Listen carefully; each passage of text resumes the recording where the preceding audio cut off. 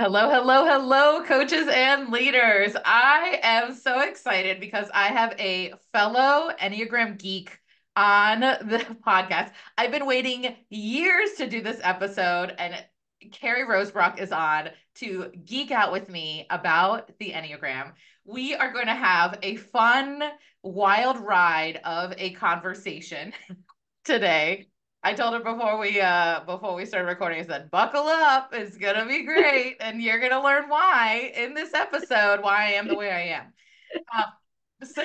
So before we like jump in, which I'm like chomping at the bit to jump in, first I want to welcome you to the show, Carrie. Thank you. Thank you, Becca. I'm really excited to be here.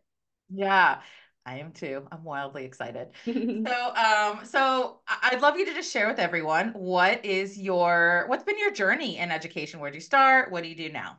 Sure. So I started in education about 20 years ago. I was a middle school language arts teacher, got my admin degree, thought I'd be a principal, never was. Grateful for that. I became a curriculum administrator in the same district. And during that time, we did a district kind of realignment is what we would say, and we really focused on PLCs and our systems work. And we had a lot of success. We had a lot of districts that would come and visit us and ask, what is it you're doing? What are you doing? And we jokingly said, wouldn't it be great if we wrote a book so people could just read about it? It'd be a lot faster. I'm an Enneagram 8, as we'll talk through later. So if something's efficient and Mhm. serves a purpose, I'm all about it. So then a couple of years ago, my colleague and I wrote the book. We wrote Arrows, and it really tells the story of our district. When Arrows came out, we started to have a lot of districts reach out to the two of us asking, "Hey, can we hire you as a consultant, as a specialist to work with our team and help us develop these teacher-centered teams, these professional learning communities?"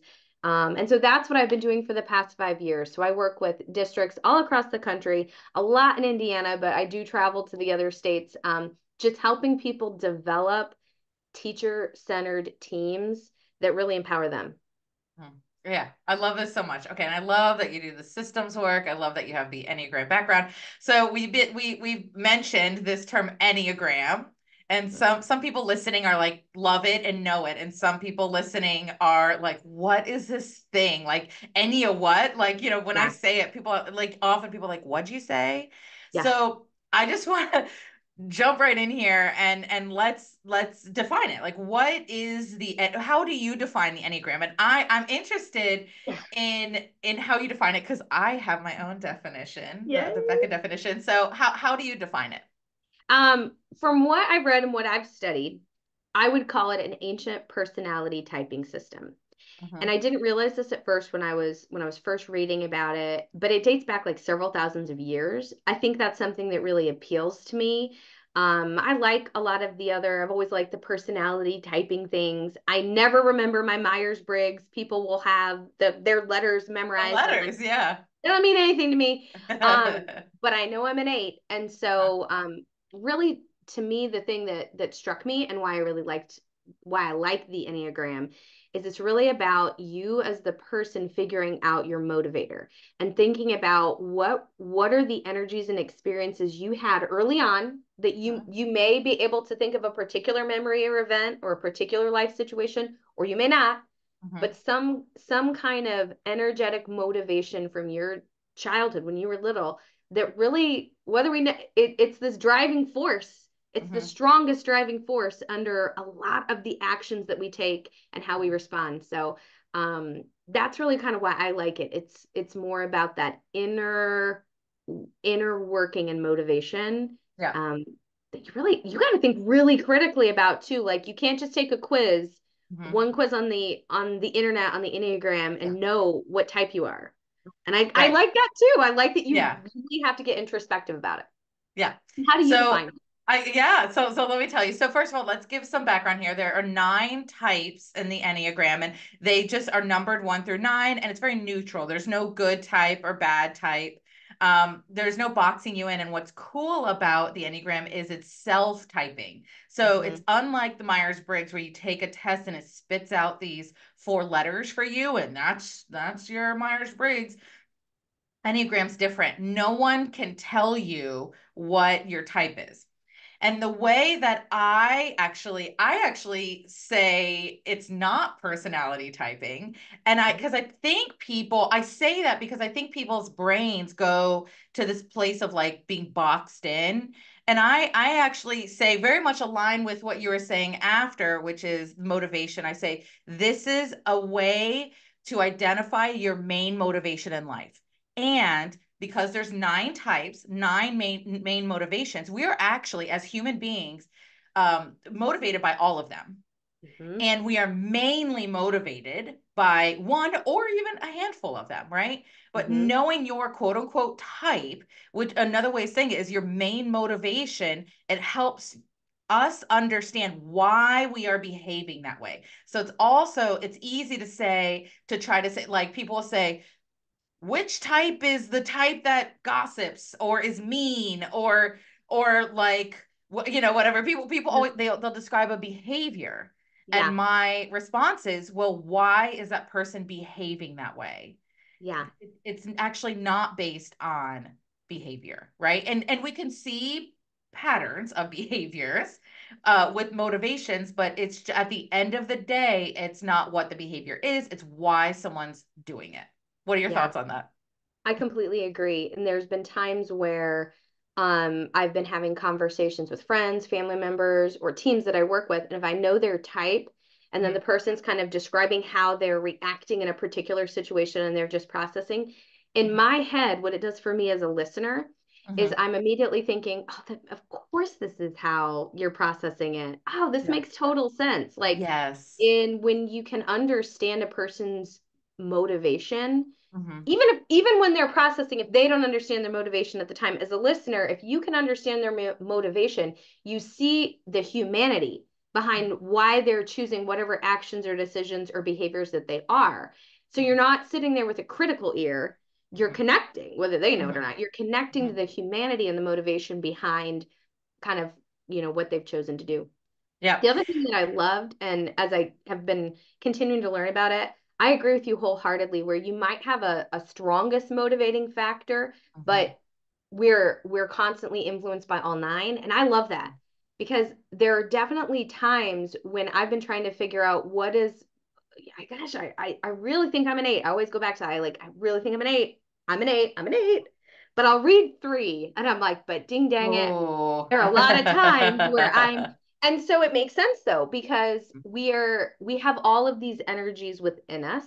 Mm-hmm. And I think that's also an important thing that I would echo that you said. You aren't just pigeonholed into one. There's one that is strongest. Mm-hmm. And you can harness the energies of any and all depending on the situation. And I want to echo something you said, and then I want to go right into the to what Right. each of these numbers mean, Yeah. because those listening, those that know the Enneagram, they're like, oh, I know what you're talking about. Those that don't are like, you are saying numbers. I have no idea what this is, right? Right. So I Yeah. do want to dive in, but I do want to echo something you said, which is when I learned about the Enneagram, it helped me love and connect to people's humanity better. It did the opposite of pigeonholing me and other people. They weren't stuck that way. I could have compassion and just real like some people do some things that are like frustrating, right? Like Yes. behaviors, and it's like, oh my God, right? People be like, oh, I can't believe they're like arguing again. And I'm like, Yeah. oh, that's so beautiful. Like, I get why they're arguing. They just need to feel like they're in control, Yes. and like, and to give people what they need, like, oh, they just need a sense of control. Let's actually give them that sense of control instead of arguing back. So, um, all of that to say, yeah, I love that you said that. Let's go right in. I want to talk about the types because I think those that are listening might be like, ooh, I identify with these main Yeah. motivations. So Yeah. we are going to, so Carrie is going to give a rundown of the 9 types. I may interject with my thoughts Hmm. about some of the types as you're describing them, if that's okay for us to do, for you to be like, Absolutely. this is a 1, and then I'll be like, blah, these are Yeah. my thoughts about it. And at those listening, be listening for potentially like identifying with one of them. We are giving the broadest of broad overview. They're really deep, these types. And so we'll leave links in the show notes for people to take a free test to help you. Again, the test doesn't tell you what your type is, you do. And and if you don't identify, or if I identify with all of them, you might be an Enneagram 9, but also not We are nines are not like, allowed to I'm type all you. of So them. Um, yeah, yeah, they go much deeper than what we are going to be providing. I think that's the thing I want to start with. So, yeah. all right, so let's start with Enneagram 1. What is a 1's main motivation? Absolutely. So, and the thing that I would say, a lot of times when you're studying Enneagram, you will see there are 9 numbers, as Becca has said, but there's also usually a name or like a descriptor of Mhm. the person. So I'm going to give some today, and it's they. If you do your own research, what I'm going to call a type 1, somebody else might give it a different word. These are just ones that I thought were very relevant when we're thinking about teacher teams and professional learning communities, and how I've also seen these motivations play out in teams. So I'll describe each one, and then I might also, where it's relevant, kind of give, and this is how it might show up. This is a behavior and how it might function in a team, Mhm. specifically as we're thinking about education and PLCs. But these behaviors show up in all different interactions. So type 1, I would call the perfectionist. Mhm.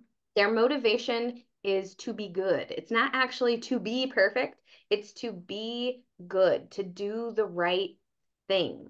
And Mhm. if they perceive that there is a right way to do it, that's the way they want it done. Mhm. Their fear is that something's actually wrong with them.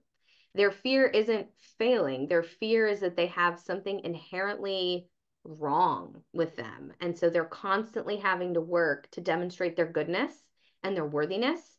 And they do it through perfection. They do it through being good and right. Mhm. And my thoughts about ones, my beautiful ones. So they can, when they're healthy. Oh, and we didn't show this dynamic. Yeah. One of my favorite things about the Enneagram is every type has this continuum of healthy and unhealthy, right? So Mhm. that's why there's no bad or good type. It's just we can be on a continuum, not, this or that.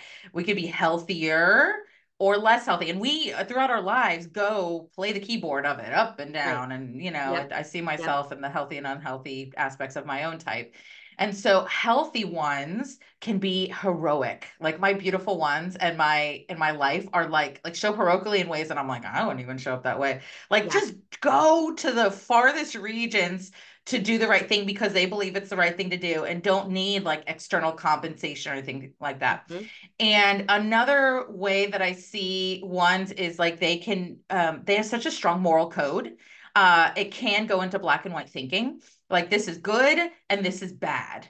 And Hmm. so unhealth of the unhealthier side, that could be judgmental when they think someone is doing something bad according to their personal moral code, Yes, which absolutely. they don't consider their personal moral code. They consider It's the world.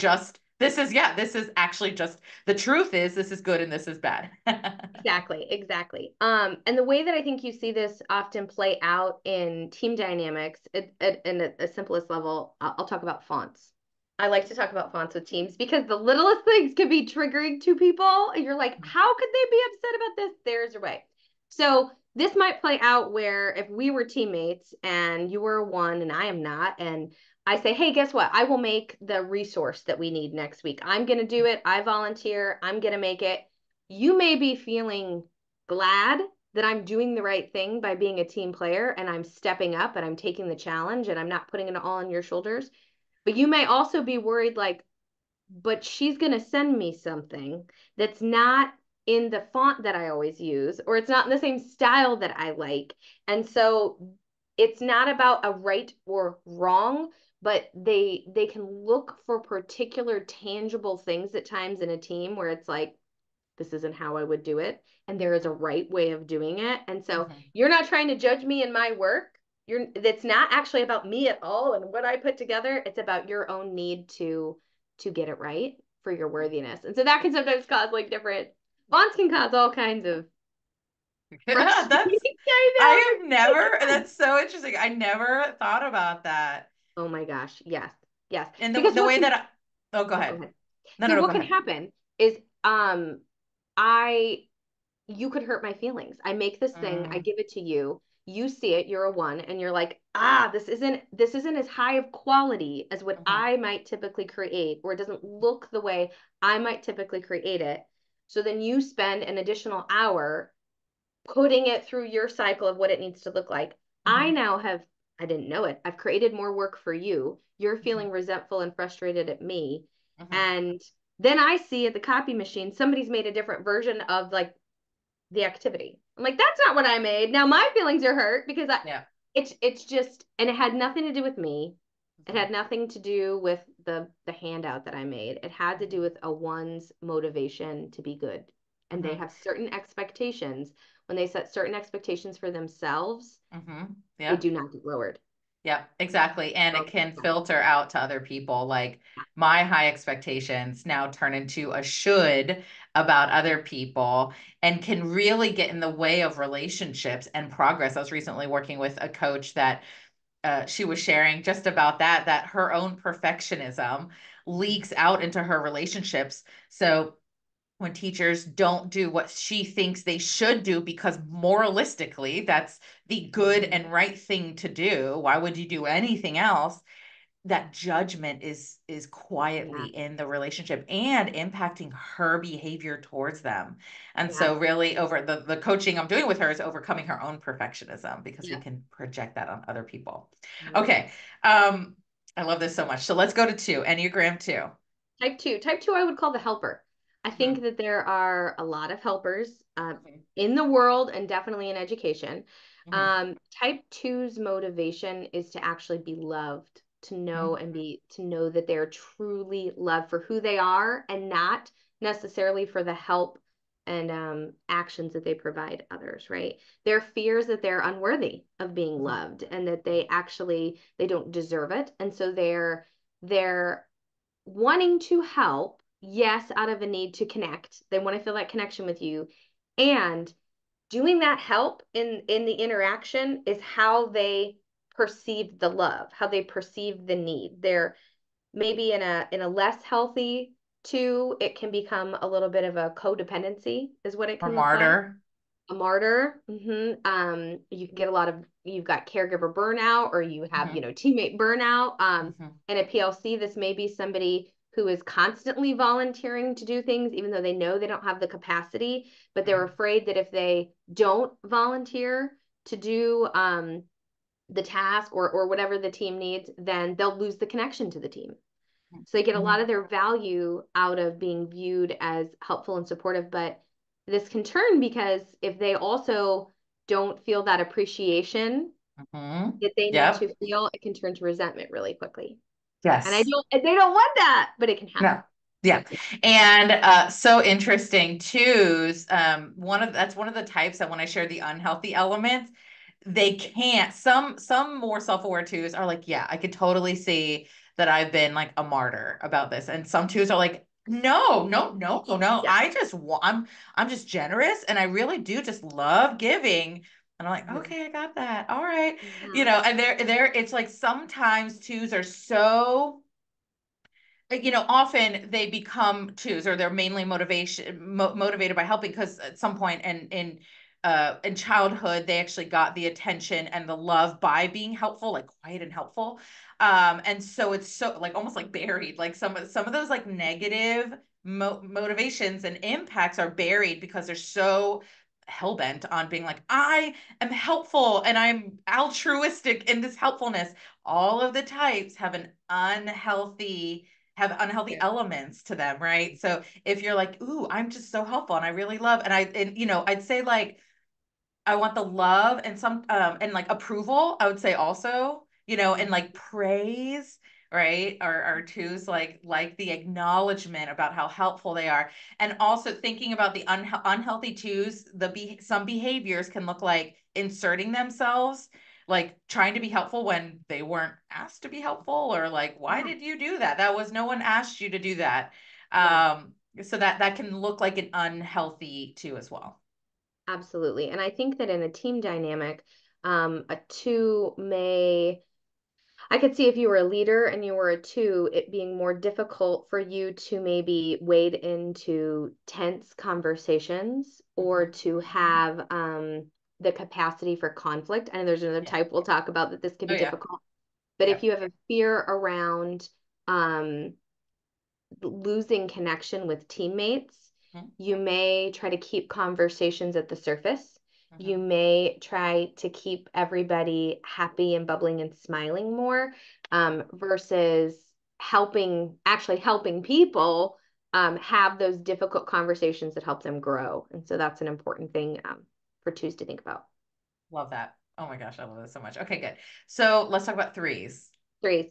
So threes I would call the achievers. Mm-hmm. And I think most places that you would look about the Enneagram, Yeah. three is called an It's achiever. pretty, yeah, it's pretty agreed upon. This Achiever, is yeah. pretty agreed upon. And achievers are interesting. So I think my son is an achiever, and he's 8, so I've had him like read some stuff, and he's like, yeah, that sounds like me. But he's 8. Not that he can't know, but I haven't had him read a book on it, right?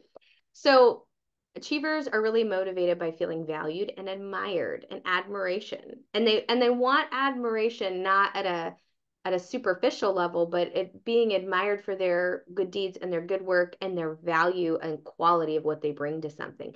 They don't mind being the best. They want to be the best. Yeah, yeah, yeah. They're not trying to hurt your feelings. They're not like, I need to hurt any, but like they don't mind that. They like that. They feel value in that success.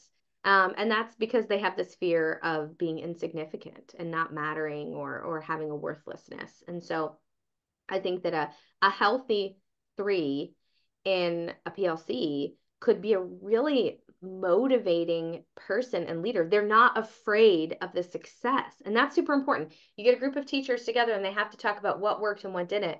Sometimes the hardest conversation for them to have is the person who did something that worked, but they don't want to other themselves. They don't want to go into detail about the strategy because they're afraid they'll lose connection to the team. That's not going to be a 3.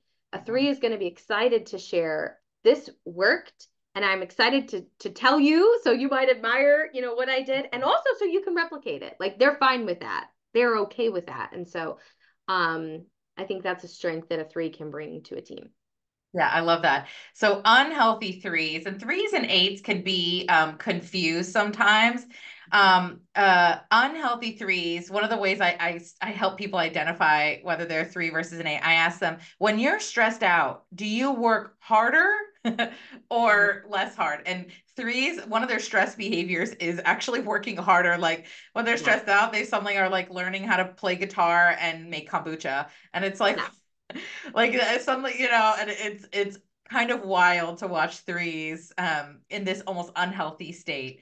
Mhm. Threes also unhealthy threes. By the way, I have a ton of three friends Yeah. Yeah. around me. And threes can also get caught up in looking good, like the image focus. So it Yeah. can show up in lots of ways. It could be like having a nice car. It could be having a high position. Mhm. It could, I don't know, show up as like a trophy wife. I don't know. Like there's just Mhm. all different, but it's image, like Yeah. image focused. Yeah. Unhealthy, right? Again, Yeah. threes when they're healthy are one of my favorite aspects of healthy threes is they lift up people. My Yeah. beautiful threes, they're like, and I've had when I was a teacher, I've had leaders empower me that were threes when they were healthy. Now when they're unhealthy, they could try to take people down around them, not Mhm. always, but that could be a behavior of threes, like I'm going to look good at the expense of other people. Yeah. I also think that a healthy 3 might be a person who's come into my classroom, observed. You want to see this in action? I'll model it for you. This is great. An unhealthy 3 may not be as apt to talk about things that aren't working, and so then they might shut down. It might be more cold shoulder. I could see an unhealthy 3 in a team maybe not following, and it would be hard, but almost coming up with excuses or other reasons why maybe they don't have student work samples because they would rather not have the student work samples than show you something that isn't good enough, and then they feel like they have lost their value. And so this can happen in that kind of situation too. Really great. I love that. All right, let's go to fours. Okay, so a 4 I would call the creative, and they're usually motivated by a need to express their individuality and to be viewed as unique. Like they might be the wallflowers. They're the ones that might, wear mismatched socks on purpose, even when it's not crazy sock day. They like not just being creative, but they like the uniqueness. Now, the fear though is that they're different. Like they want to be unique, but what also motivates that is that they're afraid that there is this like they have a flaw in there somewhere. And they have this fear of like, I have this missing critical component inside that everybody else seems to have. So there's a FOMO aspect also. And I wonder if sometimes the comfort in being seen as an individual and being unique is to kind of mask the fear that maybe there's something wrong with them for their uniqueness. So these things seem to really go kind of together, I find, with fours. Yeah, fours I feel like can be a little like a push pull that my experience with their energy. And I have some four friends and I love them so much. And by the way, other nicknames, and I'd like to say these are loose nicknames. Like Yeah, someone out there nicknamed this. It wasn't like some official yeah. like whatever.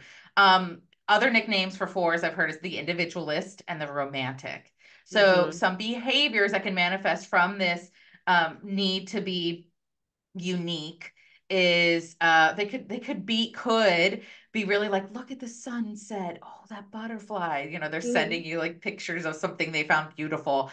They really can like see the beauty around them. My fours, like if I'm on a walk, like with that, like they'll make me stop and like stare at something and I'm like, all right. And they're like, Yeah. isn't that, I'm moved by that. I'm like, oh awesome, okay. Right, so Mm-hmm. they they're really like can really like feel very deeply Yeah. about things. And my experiences with my beautiful fours that I love so much, consistency is not always a strength. When Mm-hmm. they're unhealthy, you can see again a behavior that could manifest from this is like a going away, I call it. Yeah. They can like go into hiding and then kind of come back out when they're feeling better. Is that your experience as well with fours? Absolutely, absolutely. And I'm thinking of one of my dearest friends. I think she's still kind of trying to she will say, I think I'm a two, I might be a four. I think I'm a two. So she's between two and four, and I'm like, see a lot of fourness in there. And my daughter has said she's a four. And I almost equate it to it's almost when they're healthy, it's like they're a butterfly. Like Yes. it's a fun kind of light, vibrant, Hmm. beautiful energy. Um, how I think the going away could manifest in a teacher team is that they may withdraw. They may feel like if they've offered some different, unique, creative ideas and they've been shut down, then that may send them internally, this signal of like, you don't belong, or your ideas, there is something wrong with the way that you think. I think that it could also be kind of difficult for a four if they feel like they're a part of a team and all the decisions are already made. And so, not that they have to completely change a curriculum or completely change a unit or completely redesign a plan, though they would. They Hmm. really would. Oh, they would. Uh-huh. If there's no space for some engaging fun creativity for the students or for themselves, I think that would make it really hard for a type four to bond with their teammates. Hmm. My experience with my fours, one, and these are just mine. Like I'm now just Yeah. sharing my experience with fours, but this is such a like a through line. One, they're some of the smartest people that I know. They Mm-hmm. like if I want advice, I go to them. Mm-hmm. And also they can get bored easily. That's just Yeah. my experience. Like love to use their creative juices, just like you said. And so if they're constantly being expected to fit into a box, they will quit their job. Yeah. I Yeah. have seen all of them do that. And they will a complaint could be like, I just like feeling stagnant and bored, because it's so important that they're able to express that Yeah. and enjoy. I will because I know they're, I'm like, that's so unique and different. Like I like to highlight how unique and different that is that. Yeah. And they want to hear that and be Yeah. seen for it now. Should we Yeah. talk about type fives? Yes, let's go to five. Okay, so a five, I suppose I would call an investigator. That's the term that I used. And one of my friends, I hadn't heard from him in a while. One of the first people to reach out when I started sharing about Enneagram on my blog and social media. He's a five, and he was like, I'm so intrigued right now to see what you're going to say about fives. And here's why I think that's interesting because they're really motivated to be competent and to possess an understanding. They like to know how things work. Their fear is that they might become at times overwhelmed by the needs of other people, like other people needing them. Twos are like, need me away. And fives are like, oh. Sometimes I hear fives get described like they are aware that they have a finite amount of energy that they can spend and give and interact. And so when it's used up, it's kind of it's used up. There's not like a reserve in the tank for that day. And so a five is gonna, why I call a five an investigator is that they are gonna ask questions to understand a process, a decision, somebody else's motivation. They're gonna ask questions about the questions that are asked. Now, sometimes people can interpret that as I've always been a question asker, so I don't understand this, but as being questioning, I'm like, shouldn't Hmm. we all be questioning? But a five can question with very much a sense of, I don't buy in. I hate to say that word, but Yeah, I with a don't critical buy in lens. yet. And Yeah. I think that's good. You need Hmm. that. You need a Yeah. person to look at the various angles and help us kind of massage a process and pick it apart. And it's really important if you're leading a five, whether you're a school leader or you're a teacher, if you're leading a five, you can't take offense to their need to ask the questions and really kind of dig in to the process. Hmm. Don't be offended. They're not questioning you. They want to understand. So that's what I Yeah. would say. Yeah, and just any defensiveness. I was coaching a leader, gosh, I feel like a couple years ago at this point, and she was like all up in arms. Something was happening. I don't even remember what was happening at this point, but she figured out she was all up in she was like offended that her boss was like telling her to do something, and she realized she felt like her boss was telling her she was incompetent. So Mm-hmm. also being sensitive to if someone identifies as a five, right? They identify, not like we name that Mm-hmm. for them. Um, just to be sensitive when we are providing feedback that they feel safe and that you are not questioning their competence because you'll get protective mechanisms coming up Yeah. and even defensiveness. Yeah. And I think you see that often with teachers who are used to not collaborating and now Hmm. they have to. And Yep. if you have to, let's say you've never written out a curriculum map before and you're being Mhm. asked to write down your curriculum in a document. I see some people who I would have a hunch they identify as fives who completely shut down because Mhm. having to write down what they do, they interpret it as a questioning of their competence. Mhm. And then there's some struggle there. So very interesting. Right. Right. Right. So type six is known Right. as a protector, or that's what I Hmm. would say. It's a protector. A type six is really Mm. motivated by safety and security. Hmm. Yep. And they have a they have a fear of being maybe unprepared or being unable to protect themselves. So there's a lot here around safety and security. Yeah. I love being with sixes because they keep me safe.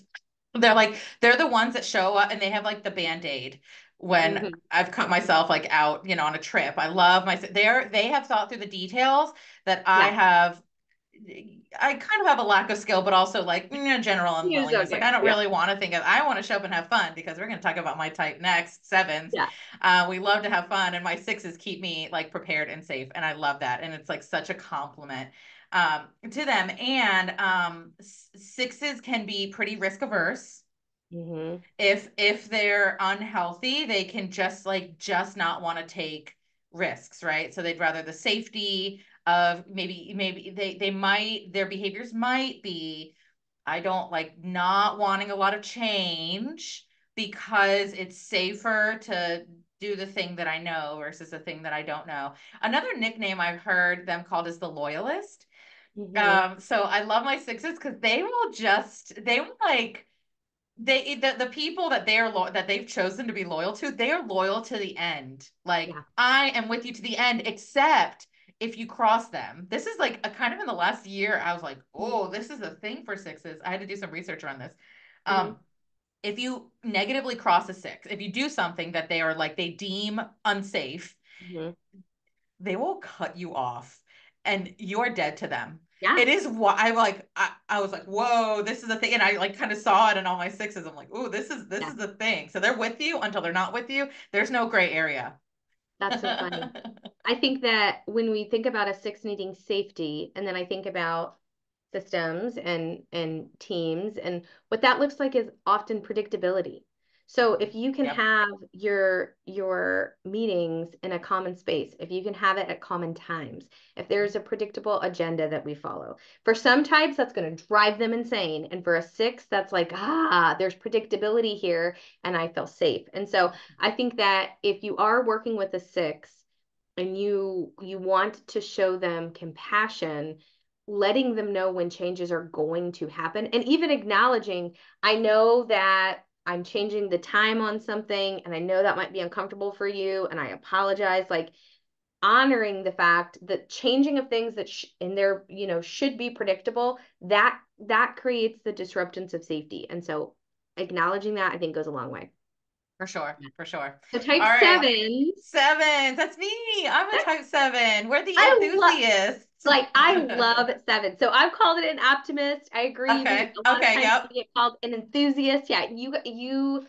I'm like all people are back at it. But sevens are very much you want to have a good time and you want Yeah. everybody else to have a good We time. want to have a good time. Yeah.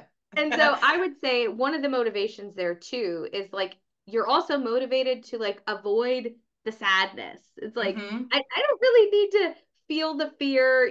Sixes feel a lot of fear because they're Mm-hmm. thinking about safety and security and protecting. And sevens are like, no, no, no, no. Like a seven's going to be more likely to take the risk, Huh. do the new thing, Yeah. try it and see what happens. Because they want to have fun and they want to feel good. Mm-hmm. Sometimes I think that the fears that you hear about there are sevens might have a fear of being stuck Mm-hmm. and kind of in a rut, or a Mm-hmm. fear of missing out on the Mm-hmm. fun and the experience, maybe a fear of kind of going through life instead of really living and experiencing life and being present in it. So those are some of the things I would describe about type seven. What would So you I have so much to say about type sevens. First of all, our main motivation is to be satisfied and fulfilled. Which is beyond feeling good. It's actually like a deep satisfaction. And our deepest fear is actually not just being stuck, but stuck in pain. Mm, So it's not just pain, but being stuck in that pain. Um, so I mean, it could just look all sorts of ways. Like, I'm gonna have to do this for the rest of the school year. Oh my God. Like it's like I want to avoid it. And that's an unhealthy seven, right? right. So we are known for bringing the fun, the joy. Unhealthy sevens can also silver lining things, like, oh, bringing the silver lining to things. Even when it's inappropriate, Yeah. like Yeah. overly optimistic. I actually don't like when people call me positive. People will say, oh, you're so positive. I'm like, no, I'm empowered. Right. Knowing that positivity can be a coping mechanism for sevens, Mm, toxic positivity. yeah. Yeah, we don't, and we can be conflict avoidant, like twos and nines. FOMO is real. FOMO for me shows up in lots of area. Like if I go out to eat with someone, like, and I'm like, I have to ask, what are you getting? Because I want to know if I'm going to be like jealous of their food. I mean, it shows up in all these like wild, places. And Yes. also, I mean, also just like professionally too, I want to be where the action is. So Yeah. I will, as a teacher, I would insert myself in situations. And again, just like take the risk. I'd be like, can I do that too? Can I be part? Or I would invent things like adventure is very like life in many ways occurs to me as an adventure, trying new things, whether it's professionally or not. So um Yeah. yeah, that's yeah. And oh, I want to share another unhealthy thing about sevens. It's like being part of being self-aware Yeah. is like knowing the Yeah. unhealthy aspects, and people love being around sevens when we're healthy because we just like bring so much fun and joy. Seven, and you mentioned something, an aspect of this. We love doing new things, but when we're unhealthy, when we have like created a new, say, adventure or event, we're doing something new, when we're unhealthy, we actually aren't present doing that new thing. Mm. We're already thinking of the next thing that we're doing. So we can be very future focused. I can be very and almost fantasizing. Yeah. Like, and then, again, that's an unhealthy aspect of us. And Yeah. a healthy growth for sevens is being present in the fun, joyful, adventurous thing that we've created and brought people along with us. We need people with us. We're not here to like go life alone. I could see when I'm thinking about that, some of those dynamics in a team, I could see maybe an unhealthy seven, not being as comfortable, maybe being able to look at some results of something that the team did, Mm-hmm. that if it didn't work, or being afraid if we were to say these kiddos do need more support, maybe that would be hard for me to say because I have this fear of like, will they always? And have I failed them? And will they be stuck there? And so not that you won't take risks, a healthy seven is going to take risks and it's going to try new things and it's going to try new teaching strategies, and that you did this in your classroom and it worked, I'll give it a whirl. That's great. But I also think maybe they might struggle with the reflective piece and being able to come back and sit with, if it didn't work or it wasn't as effective as we wanted, do sevens at least just give themselves the time to sit in that reality and reflect. So that's Yep. something you're thinking about there. And there's one more thing that I do want to share about sevens. We can get bored. Boredom is like a very real thing for us. Um, and what well, there's a whole reason why, but I'll just share, like, but we can feel bored.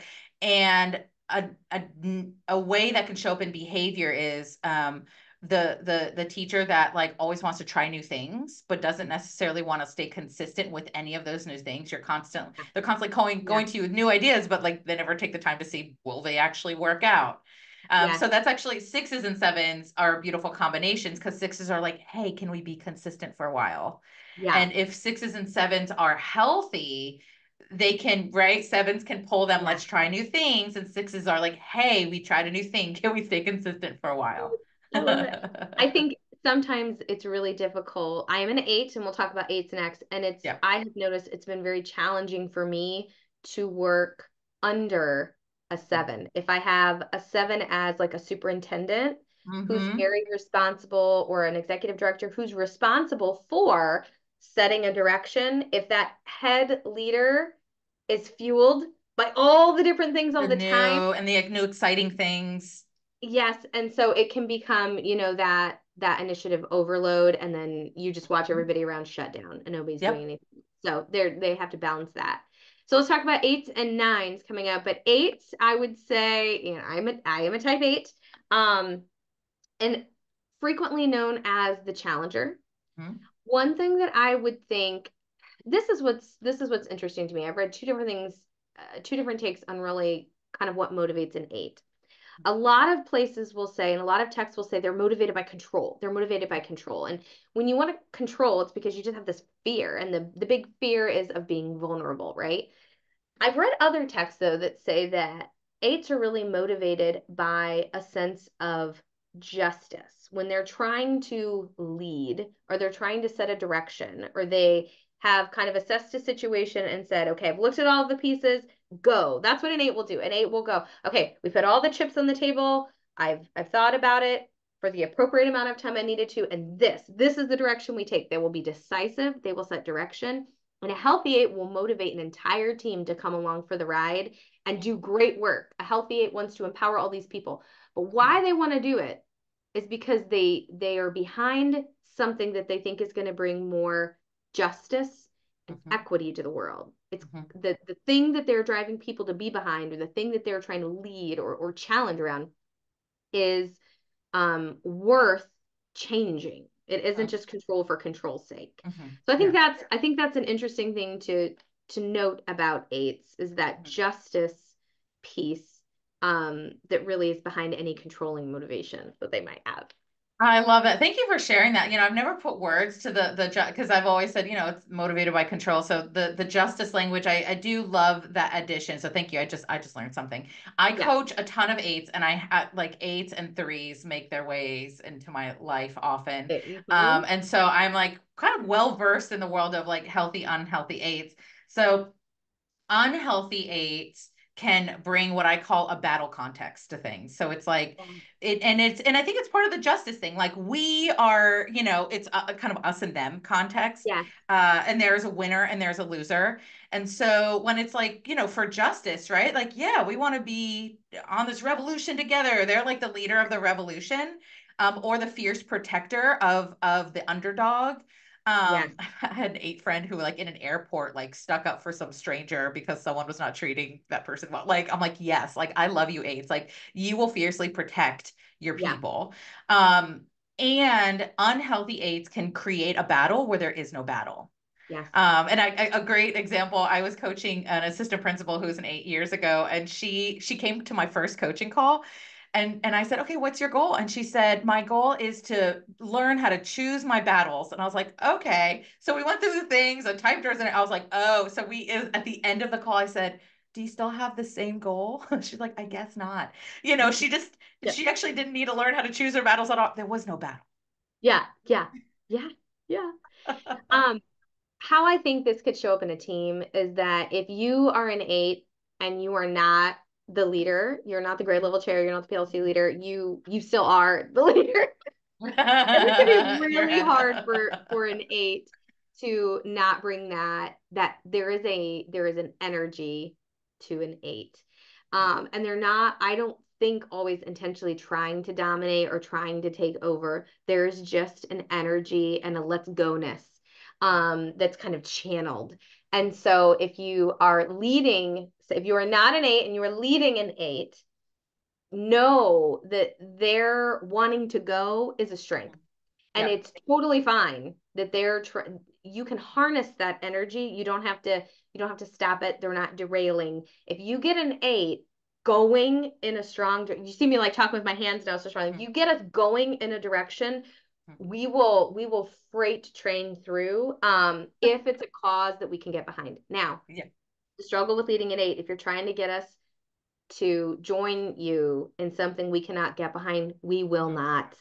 And Yeah. eights will remove themselves from those situations. Oh They yeah. will they would rather leave the job, leave the position, leave the team, leave the corporation than have to fake be behind something that they're like, nope, this isn't gonna work.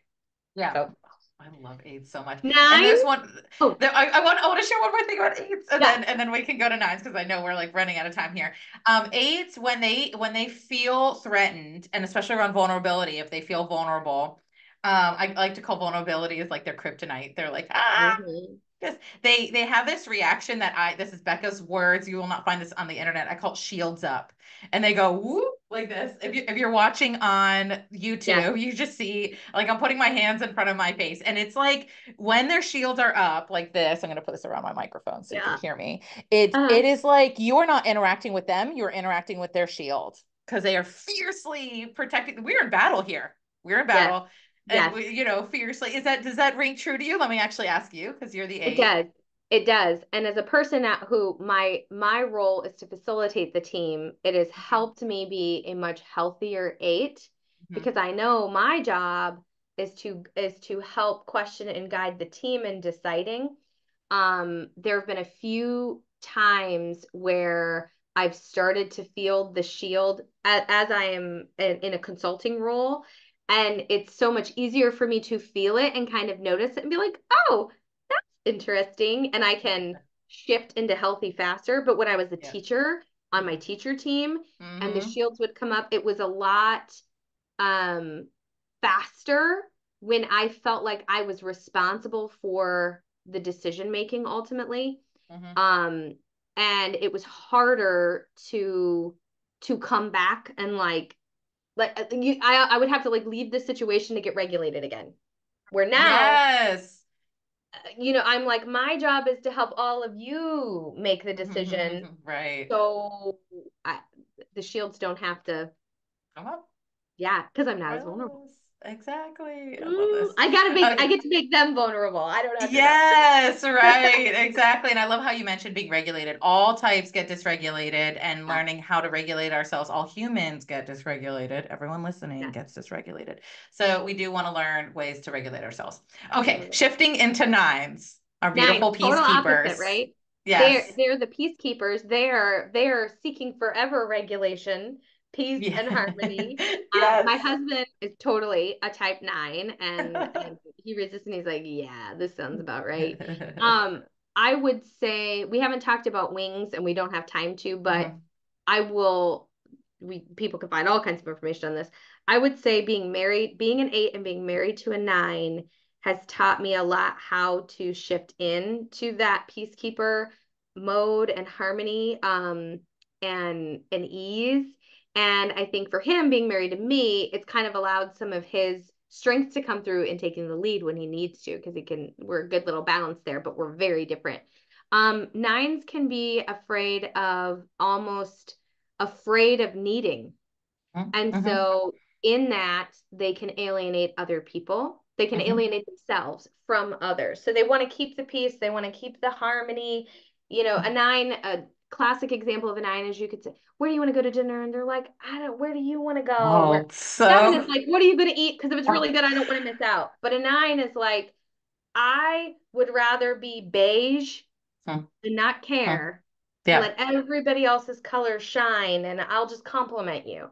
Well, Yeah. in that, they can get lost. They can Yeah, lose themselves and for not know sure. what they like and not know what they think and not know Mhm. what they stand for.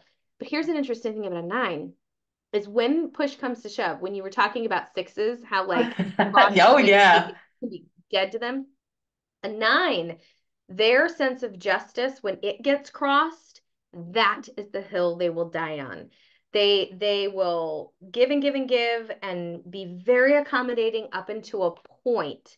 And if they feel that there is a strong sense of justice there's a wrong that has occurred, then they will not keep the peace. They will go to battle and they will Mhm. become very, very, very stubborn and stand Mhm. their ground.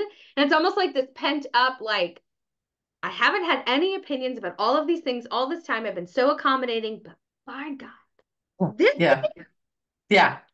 Yeah, so that's exactly. Yeah. And that's that's such a great description. Nines, again, in losing themselves can if there's a person that's like, I just don't, I see myself equally in all of them, you could be a nine because just get nines are much more aware of like wildly aware of everyone else's needs yes, around them and like sometimes completely unaware or even just mildly aware of their own needs. Like, and that's when I coach nines, I'm often coaching them to learn what their needs are and share them and share that like they are still like it is okay. It might disrupt the harmony to share your needs. It might not, but it is worth it to have a sense of self. I have a friend who her sandwich order got lost in the mix of things and waited half an hour and was like hangry because she didn't want to disturb the sandwich maker, the person at right, the restaurant. right, And she was like, right. they were working really hard and it was rush out, like the rush. And she would just, Yeah. waited to this point and kind of put their needs above hers. And it's kind of a classic example of like nines needing to learn to share what they need to. Yes.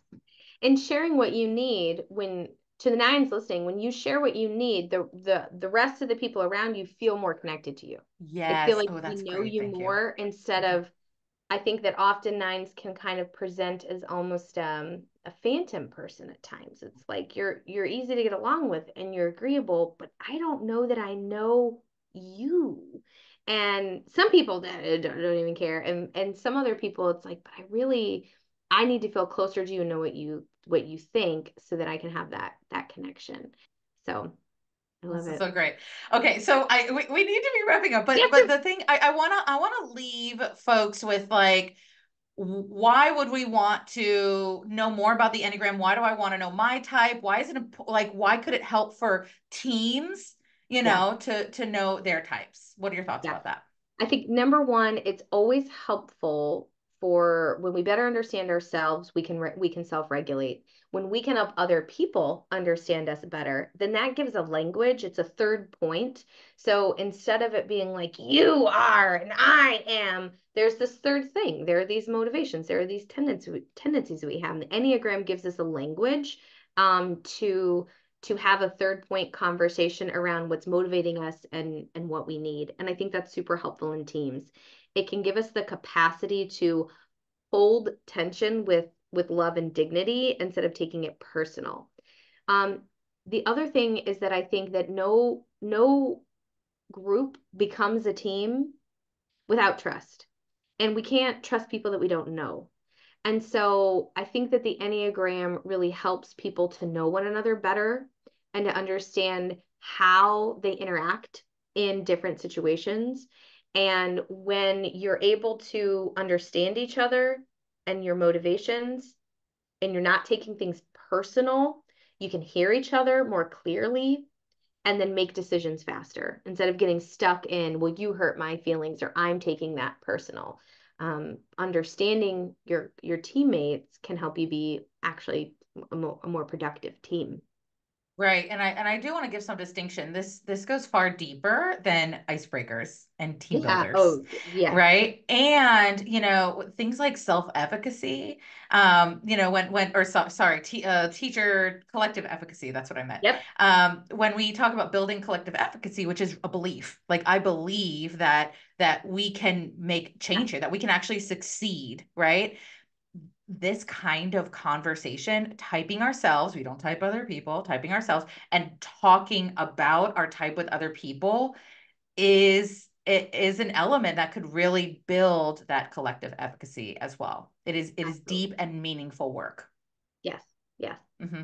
I love Well, this it. was such a fun conversation. I'm so glad we got to connect today. Me too. I'm like enthusiastic about this and just I love this so much. This is fun. So thank you so much for like sharing all of your knowledge and experiences around how this shows up in schools. You're welcome.